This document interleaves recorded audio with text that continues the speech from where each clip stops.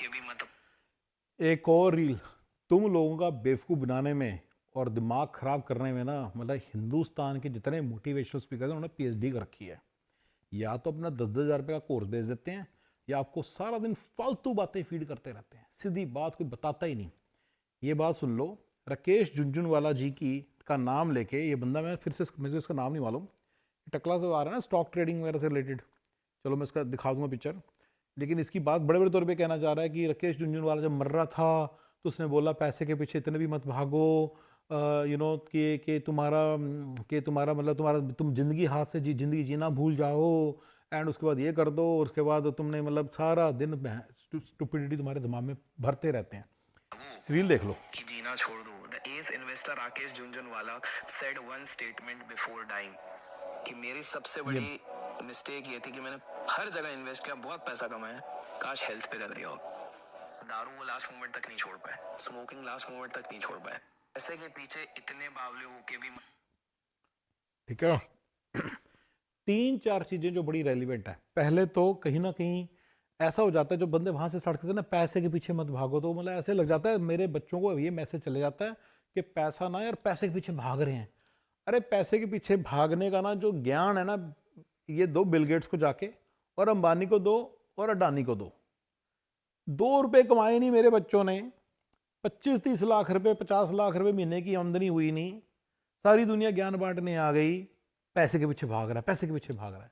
तो this whole mindset आप ना बच्चों इसके करेंगे तो 4 कदम आगे बढ़ाते हो। जरा हिम्मत करके कि कुछ कमाएंगे, कुछ बन के दिखाएंगे, कुछ कमा के लेकर आएंगे, कुछ सक्सेस हासिल करेंगे।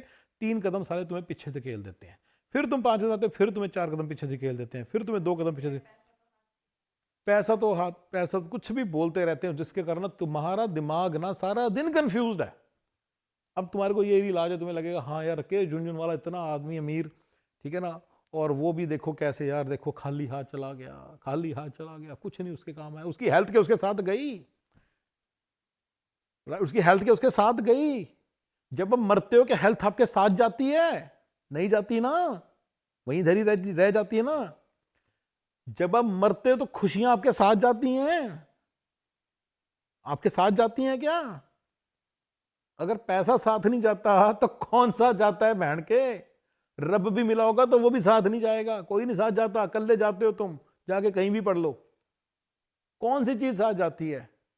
तुम कह रहे हो तुमने काश खुशियां जोड़ी होती, अपने जोड़े होते, अपना ये जोड़े होते, वो जोड़ते, क्या वो साथ जाएंगे?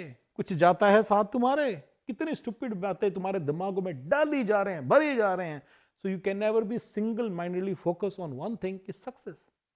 तुम्हें बिल्कुल सिंगल माइंडेड फोकस होकर तुम्हें उन चीजों को हासिल करना जो तुम्हारे लिए इंपॉर्टेंट है, विच इज मनी। तुम्हें पैसा बहुत चाहिए इस जगह पे रहने के लिए, उसके कारण सारी दुनिया, उसके कारण खुशी का भी मजा नहीं आता, किसी तरह से खुश नहीं हो सकता इंसान मनी के, राइट? फैमिली, हेल्थ, हाँ बाद में इसने हेल्थ से जोड़ दिया। अरे पैसे से तो हेल्थ भी आती है, जिम ट्रेनर आता है, जिम आता है, इक्विपमेंट आता है, सारा कुछ आता है। ये क्या स्टुपिडिटी है, क्या कहां से क्या बात जोड़ी जा रहा है यार? But in my mind he was careless, and I'll get to that, and I'll tell you more about, I'll give you my interpretation of this whole reel or Rakesh Jhunjhunwala's thing. He was careless, he was not careful about his health, and if you're careful about your health then फिर मरोगे। Family is number one, health is number two, money is number three, उसके बाद बाकी सारी चीजें आती हैं, ठीक है ना? अगर आप इन तीन चीजों को इग्नोर करोगे, मैंने कभी नहीं कहा कि फैमिली को इग्नोर कर दो, इसको गला खोड़ दो, उसको मार दो, मैंने कभी नहीं बोला आपको। मैं हमेशा सोचता हूँ कि 4 दीवारी में कैसे सुखी से रहना है, और पैसे के बिना 4 दीवारी में आप सुखी नहीं रह सकते भाई।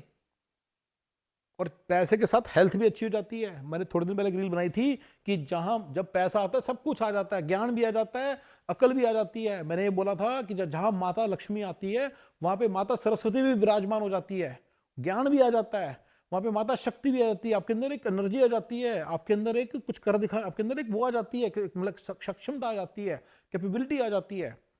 वहीं पे माता पार्वती भी विराजमान हो जाती है, आती है।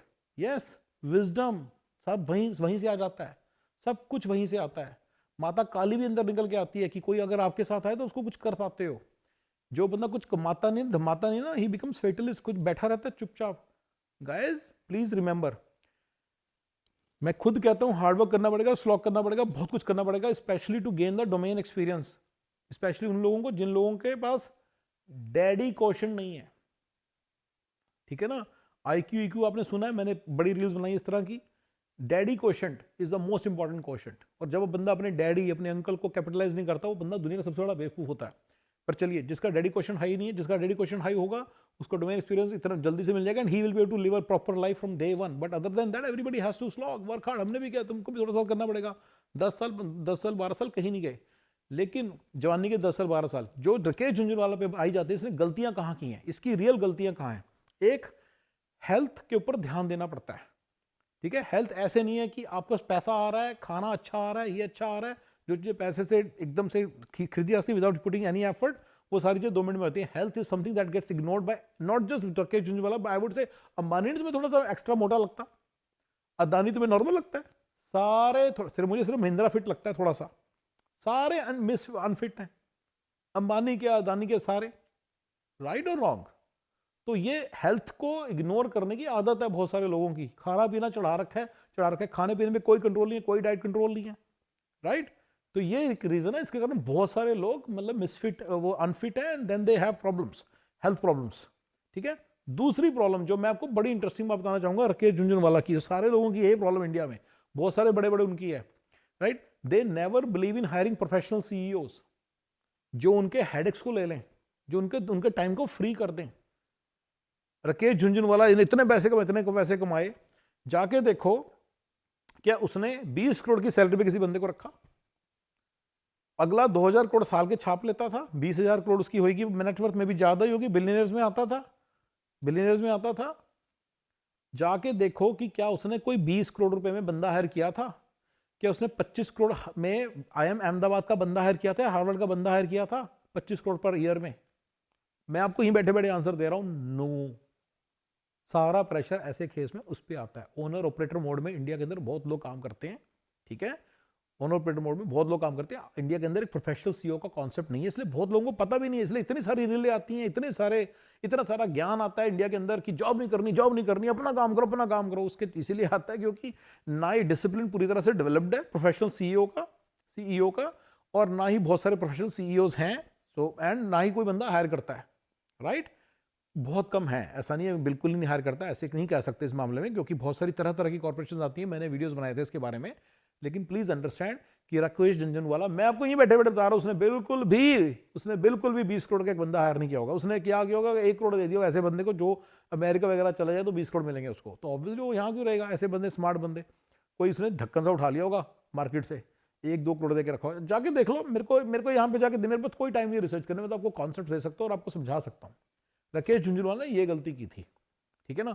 अब वो गलती का आपके ऊपर कोई इफेक्ट नहीं पड़ता कि मेरी सारी जो जनता है लोअर मिडिल क्लास वाली है। मैं सब लोगों को अपर मिडिल क्लास बनने के लिए इंस्पायर करता हूं। मैं कहता हूं don't try to be Rakesh Jhunjhunwala. I don't know how it will help you, but yes there are some viewers of mine who have the potential to become CEOs. उनका high intelligence है, हाई एनर्जी है, और they have high capability, and मैं उन सबको inspire करता हूं कि आप सीईओ बनो, may be not Rakesh Jhunjhunwala की कंपनी के, बट अमेरिका की किसी भी छोटी कंपनी के 2 million 3 million 4 million $10 million company के सीईओ बन सकते हो बड़े easily, and that is very paying and rewarding career.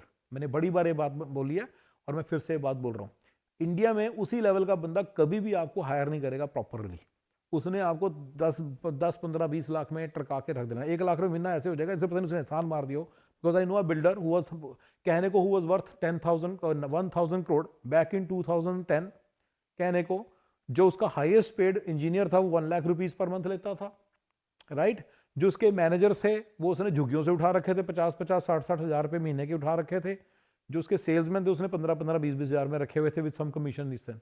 Obviously फिर ऐसा बंदा, मतलब तुम्हारे सामने the discipline of proper professional managers जो तुम्हारे को बेच के ना खाएं। भाई तुम्हें भी प्रॉब्लम हो सकती है, सिर्फ उसमें प्रॉब्लम नहीं है राकेश झुनझुनवाला में और उस बिल्डर में जिसकी मैं बात कर रहा हूँ, तुम्हें भी प्रॉब्लम हो सकती है। मैंने बड़े वीडियोस बनाए हैं कि इंडिया की जो सारी पॉपुलेशन है वो बोलेंगे अनएम्प्लॉयबल है, ये है वो है। मैं तो साफ बता रहा हूँ, इंडिया की प्रॉब्लम, सबसे बड़ी प्रॉब्लम क्या है? चोर लोग हैं इंडिया के। आप किसी, सब सारे बनिए जानते हैं, सारे लाले जानते हैं, सारे दुकानदार जानते हैं कि अगर हमने एक बंदे को अपने गले पे उठाया तो वो बेच के खा जाएगा हमें, सबको पता है इस बात का। सारे लोग ऊंची बात जानते हैं इस बात को, इनको दिमाग में बिल्कुल क्लियर है, लेकिन कोई इस बात को बात करने को तैयार ही नहीं, सीधी बात, राइट। तो प्रोफेशनल सीईओ का जो डिसिप्लिन है फुल्ली इंडिया के अंदर मैच्योर नहीं है।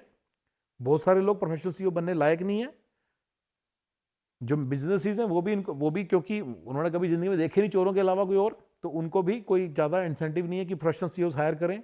थोड़े बहुत जो पॉलिटिकली कनेक्टेड बंदे हैं वो थोड़े बहुत सीईओ वगैरह का अपॉइंटमेंट करने का नाटक करते हैं, वो उन लोगों को फिर 2 थप्पड़ लगा के रख लेते हैं, because nobody gives them the job otherwise, right. ये ब्रेन ड्रेन का भी रीजन है guys. This thing discussion kind of feeds into so many other things, but here is a thing, Rakesh Jhunjhunwala की बारे में बात करें तो वो सारे स्ट्रेस खुद लेते हैं, ओनर ऑपरेटर मोड में काम करते हैं, सारा दिन लगे रहते हैं, धड़ा धड़ धड़ा धड़, उनको मैनेजमेंट करने आती नहीं होती, मैनेज करें भी कैसे, डेलीगेट कर नहीं सकते किसी को, सारे चोर चकार भरे हुए हैं, तो इस चक्कर में वो सारा काम खुद करते हैं और हेल्थ पे हिट लेने लग जाते हैं, राइट। और हेल्थ पे हिट लगने लग जाते हैं और हेल्थ का बिल्कुल ख्याल नहीं रखते, and that is a very straight forward thing, जिसके कारण वो मरते समय उसका बोलना वाजिब था लेकिन इसलिए नहीं कि पैसा कोई बुरी चीज है, पैसे ने उसका कुछ नहीं किया था, जो थोड़ी बहुत उसकी लाइफ में अच्छाई आई होगी ना, वो शुरू वाले दिन से पहले पैसे बनाए होंगे ना, तभी आ गई होगी। हाँ, या पैसे ने कुछ नहीं गलत किया बच्चों, पैसा बहुत अच्छी चीज होती है। माता लक्ष्मी का अपमान ऐसी बातें सोचना, कभी भी माता लक्ष्मी का अपमान नहीं करना, ठीक है। तो मेरे व्यूअर्स हमेशा इस बात को मानेंगे कि पैसा एक इंपॉर्टेंट लाइफ में रोल प्ले करता है, it's a very important thing and we can never undermine it, and किसी और चीज का ब्लेम पैसे पे नहीं डालना, और पैसे का ब्लेम करना, पैसे का अपमान करना माता लक्ष्मी के अपमान के बराबर है। Alright guys, thank you very much.